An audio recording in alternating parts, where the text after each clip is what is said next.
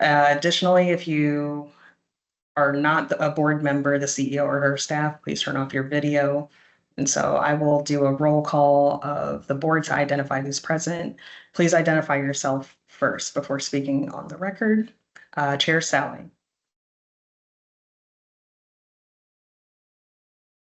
Commissioner Ames Messenger.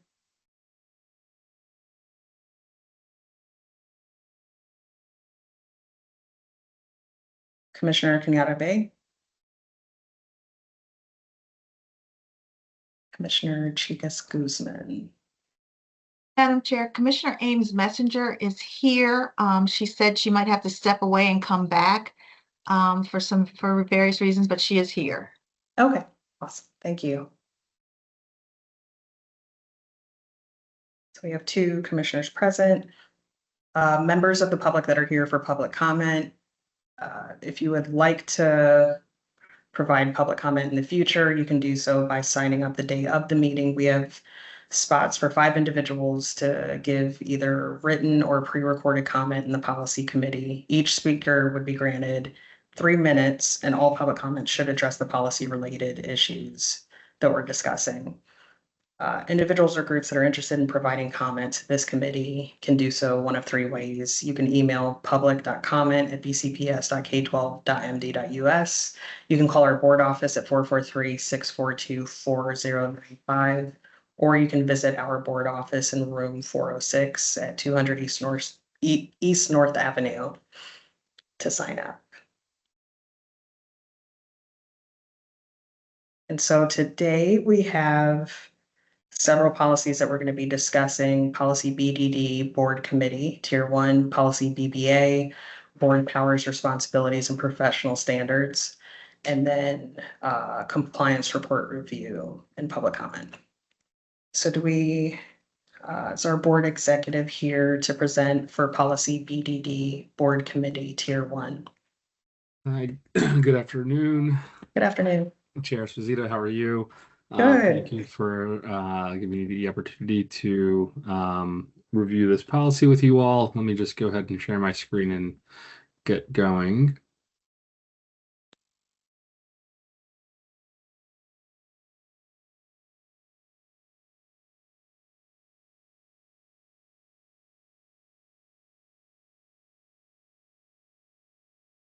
Can everybody see that? Yes, sir. Okay, great. Yep. Again, my name is Yusuf Ahmed. I'm the board executive in the Board of School Commissioners office here at Baltimore City Public Schools. Today, we'll be discussing 2 policies. The first is policy BDD, and we are making some proposed revisions to policy BDD as it relates to board committees. This lies within priority 4 of the board strategic priorities. Jumping down here, just to review for everyone attending and the general public, policy BDD provides guidelines for establishing board committees, selecting committee members, and operating board committees. The language for the entirety of policy BDD is available on our website. Currently, the board has 4 standing committees: teaching and learning, operations, audit, and policy. There are 2 types of policies, 2 types of committees defined within policy BDD. One is a standing committee for an ongoing purpose, and the second is an ad hoc committee assembled for achieving a specific purpose within a specific time frame.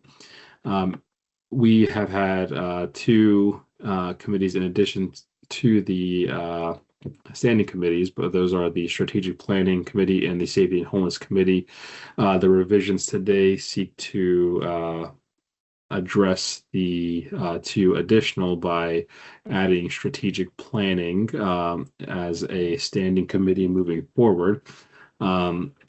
Here listed are the goals of the individual committees. I'm going to focus on strategic planning in collaboration with the CEO and city school staff to develop student outcome focused district goals and to monitor progress towards district goals.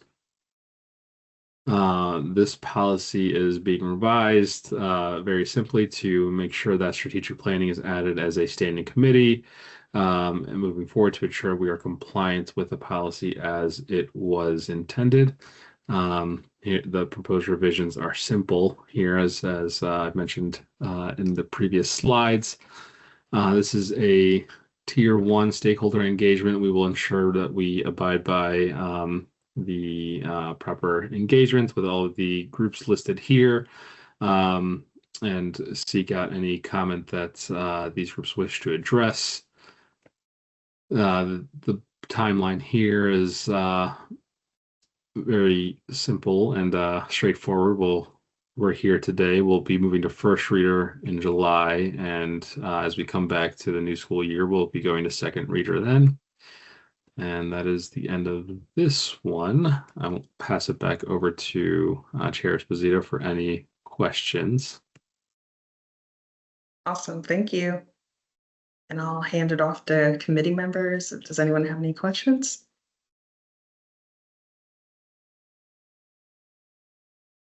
Yusuf, can you go back to the slide that has the charter for the strategic planning committee? Yes. Oops, I ended sharing my screen too quickly. Give me 1 second. Thank you.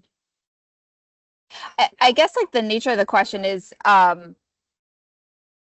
historically strategic planning, or I guess technically there was an additional ad hoc that did evaluation. Don't have a strong opinion of where that lands, but if the intent is that it does land with strategic planning, just thinking about the pros and cons of for specifically CEO and or BEO, or board executive, I guess not technically a BEO, of where that lands, just for clarity's sake moving forward, unless there's a reason to not have it clarified, would be my wondering, just to make sure everyone's on the same page, starting out of who does what and at what point it crosses out of committee and goes to the full board would be my wondering. Okay, well, I believe Caitlin from the Office of Law is also on the call, and that's something that we're not looking for an answer now, but I think, Caitlin, I think we can address that by the time it gets to first reader. Yes, we can make a note of that. Thank you. And again, to clarify, I am perfectly comfortable with any consideration, just to make sure that we've been thoughtful about what we are spelling out, if we should be spelling something out. Understood. Awesome. Do we have any other committee members that have questions?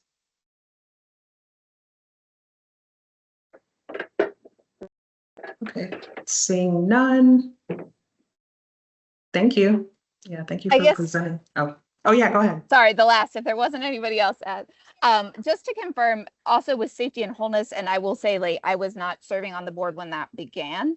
And again, this might just be a further note for conversations over the summer. I appreciate the timeline of this, giving us until the beginning of September, both retreats and just in working with Dr. Dawson, just to flag to make, say I'm imagining there'll be lots of conversation on that at a later date. So mainly as a flag, more so than anything else, but no specific questions at this time.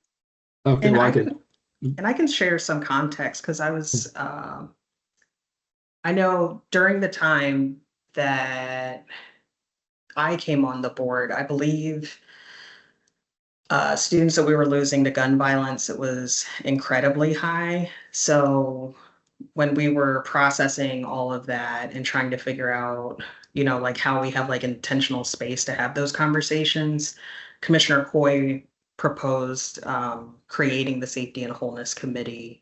And thankfully, like, we aren't experiencing that now. So I do think that what's good is that the committee like was that container for us to like figure out, you know, or have conversations about student safety. So yeah, I'm just, as a founding member, I just wanted to add that historical context about like why we started it. And then, you know, I think we've done a lot of good work, like as a whole district and as a city in general, to get to the place where we are now.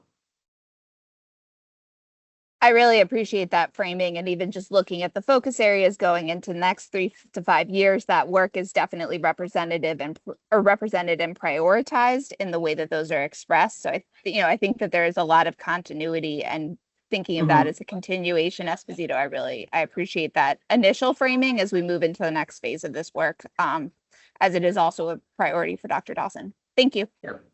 Yeah, no problem. And next up, we have policy BBA, board powers, responsibilities, and professional standards.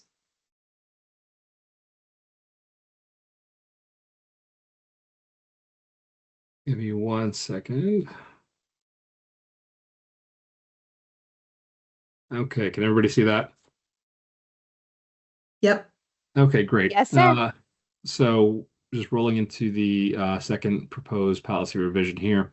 These are revisions to policy BBA as it relates to the CEO evaluation policy. I will also add, before jumping into this, that Commissioner Ames Messenger and Chair Esposito were both key in helping to develop the work that was done here. So if at any points, if you feel like I'm flying through this, please just pause me and add additional context. I certainly don't want to go forward without noting the contributions that both of you made, and certainly want to provide the forum for you to jump in wherever you feel the need to jump in. So this first slide here just dictates the timeline that we'll be following. Today is the discussion within committee. We're aiming for July 1st reader, and the second reader there, is listed as July 22nd. But as we get into this work further, that date may change. But as it's slated right now, we have it listed as May 26th, July 7th, and July 21st.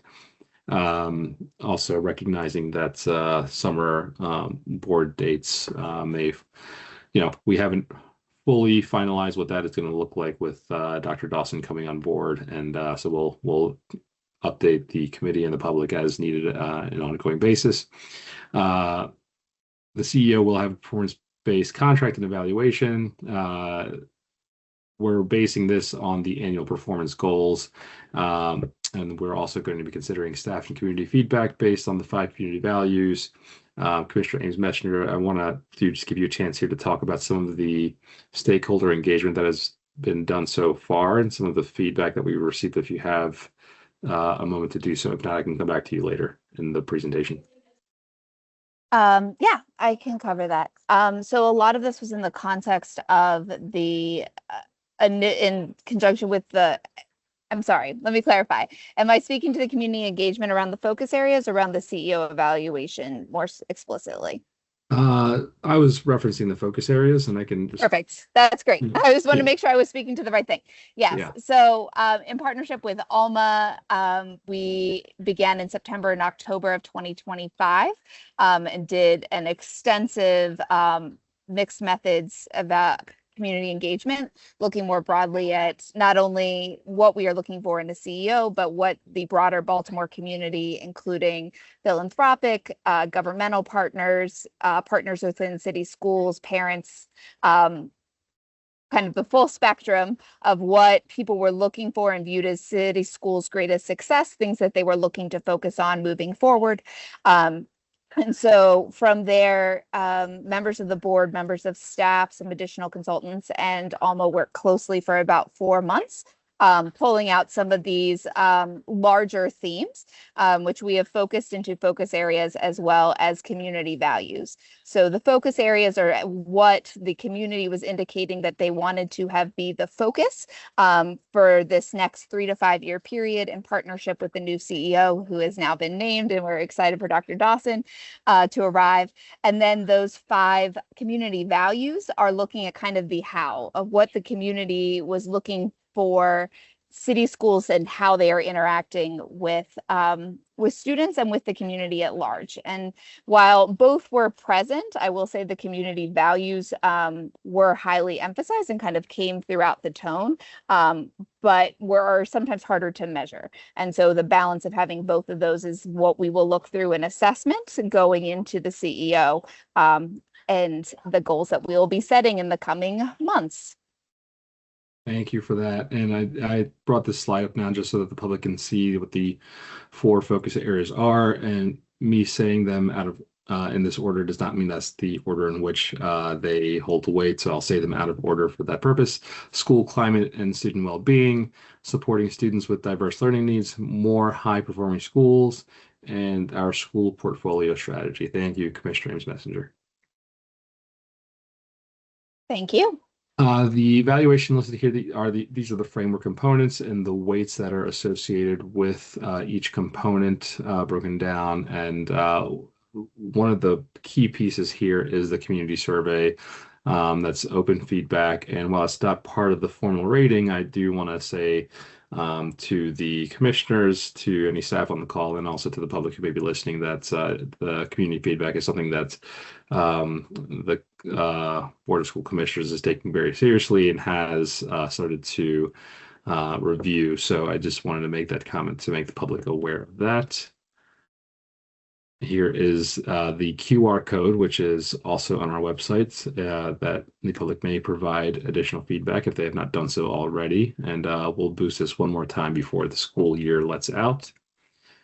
Some of the community values that we touched on earlier, I'm not going to dive into these fully, but I'll just name them. Valuing student perspectives, pursuing operational excellence, communicating clearly and transparently, seeking out staff expertise, and to budget resources equitably. Before I jump down to that last slide, which is just a thank you, I did want to clarify that this, I believe, is a Tier 1 policy, so we'll be following a similar engagement strategy that was listed in the previous policy. I don't have that slide listed here, but we'll make sure that as we hit those target dates that I referenced earlier, that we abide by all community engagement and feedback on this policy as well. And if I could go back to that slide, I would, but I closed out that previous presentation. But we'll ensure that we follow all of the community engagement policies and practices. So now I will turn it back over to Chair Esposito. Awesome, thank you. And I'll open it up for questions.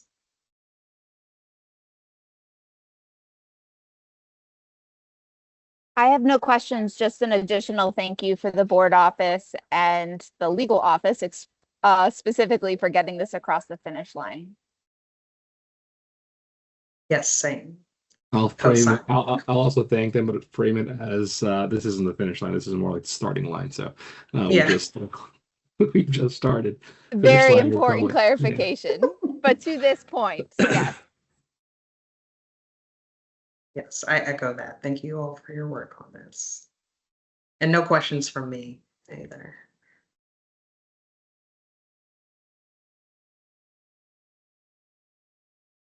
Let's see.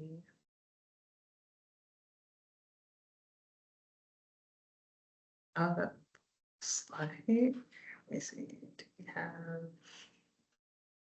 Sorry, my screen should be really slow.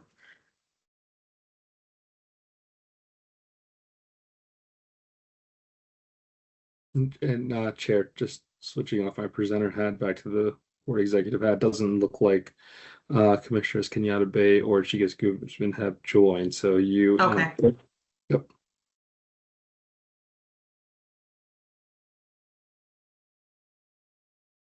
And Madam Chair, next up is the compliance report review, if you were looking for your agenda.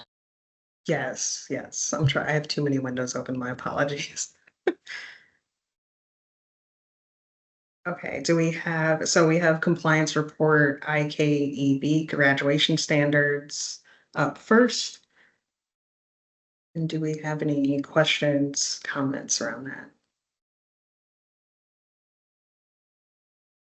I did have a quick question, just as I'm understanding the report. It looks like the graduation rates and the dropout rates don't necessarily add up to 100%. And I guess I was just curious about what that other category, what represented the rest of the students.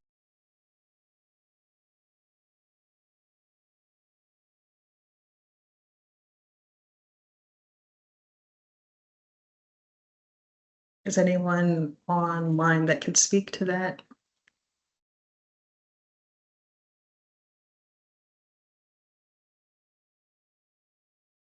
And if not, I can follow up later. That this is fine. It's a more technical.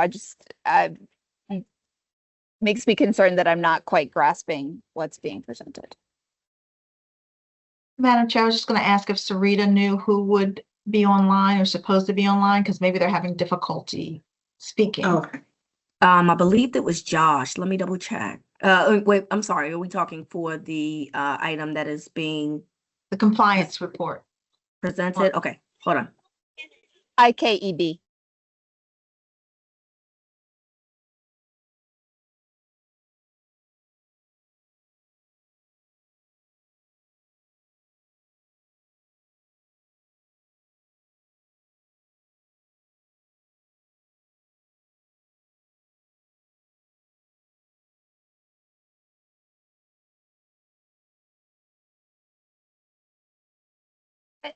And maybe Esposito, while we're waiting, I think more broadly, while not a question, I think this is a important point of thinking about how in the next year we are dovetailing compliance reports into part of the calendar of how we're addressing things like graduations. Like there's a phenomenal amount of data and insight into specific communities who are having disparate experiences in city schools.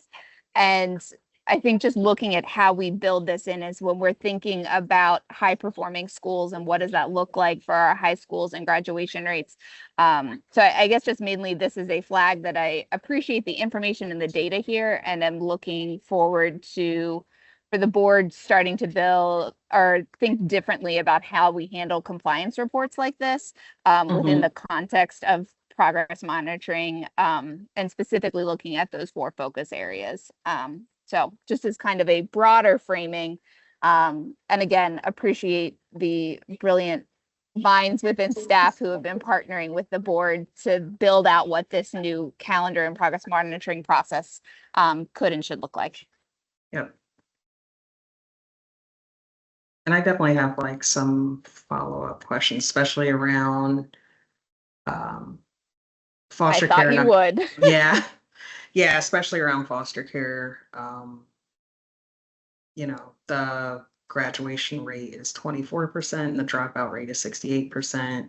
Like, while we do have like a small cohort of young people in foster care, I know in past years we passed policy, and we're working with social services to create more supports, proactive supports for foster care youth. But and I would have to go back and look at previous years of like what the graduation rates. Yeah. So that's more of like a deep dive, just because I'm curious about the why, like what's going on and what type of supports we need. Similar to that, I was looking at the numbers around the ADA and 504, Mhm, and then yep. with students with disabilities that are exited, and just looking at those numbers and kind of at Right. what point in the grade bands that they were exited, what kind of the strategies that were what was the parent involvement prior to exit. Right. And English learners. That's another.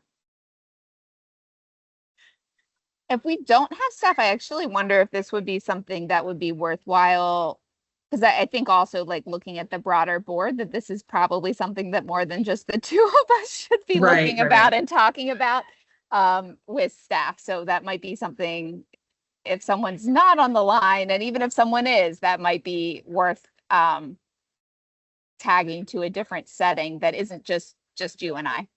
Okay. Commissioner, I think we could, we have a little bit of time during exec session next week. I could probably put this on the calendar there. So I can move forward with that if it makes sense to have this brought to the full board. Yeah, I do. I think that would be good, because I know we, like folks that are in the policy committee, we reference these stats because we usually see them every year, about the student populations that have like high dropout rates, low graduation rates. So I think getting it in front of them before the next meeting would be really helpful, and having a discussion.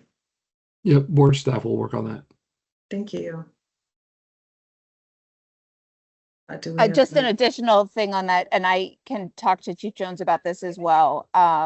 But I guess I wonder too, is this is an interesting test case to have staff from OAA and others just model of what does this look like? So Yeah. this is a compliance report that comes to us, thinking about why is it legally required? What is the options of how that could be plugged into public session?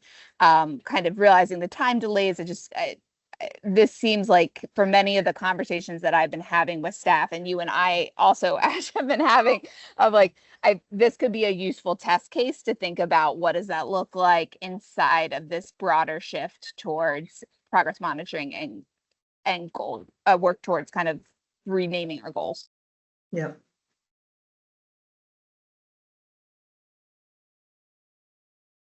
Yeah, that's a good point. Sorry, all, I'm working, trying to get with academics, trying to find academics now. I apologize for the delay. Madam Chair, we do not have any public comment, so I don't know if you want to follow up with staff after. Yeah.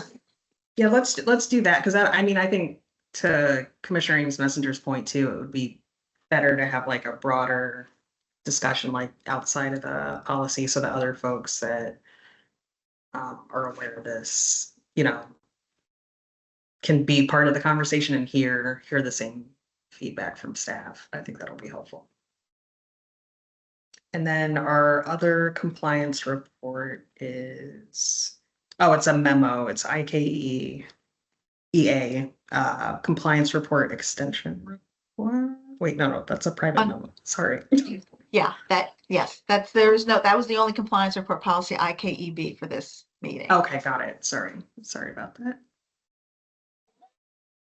Okay, that is the end of our agenda. Thank you all for an efficient meeting. And do I have a motion to adjourn? As your partner in crime today, or not in crime, in diligent procedural work, I'm so moved. Thank you. Thank you all so much. And thank you to our board executive, Yusuf, for an amazing double presentation. Thanks so much, Madam Chair, and thank you very much, staff.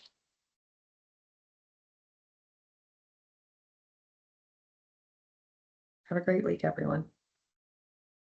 Bye. Thank you. Bye-bye. Bye.